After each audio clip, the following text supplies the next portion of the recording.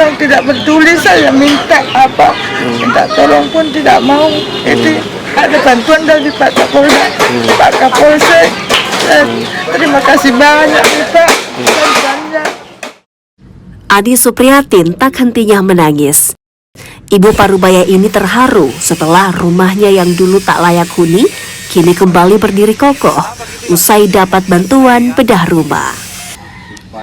Tak hanya bedah rumah, Ibu Parubaya ini juga menerima bantuan perabotan rumah.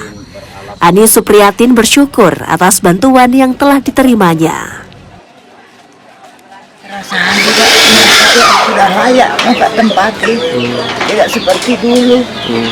Kehujanan, masuk itu bau, Tikus. iya tikus, masuk juga ular, hancur semua itu tiang-tiang. Karena kita akan melaksanakan bedah rumah sebanyak 4 yang terlaksana pada hari ini salah satu. Terus selain rumah Pak, apa saja tadi bantuannya Pak? Apakah peralatan rumah tangga atau apa Pak? Selain rumah diberikan juga berupa kompor gas dengan lengkap dengan tabungnya.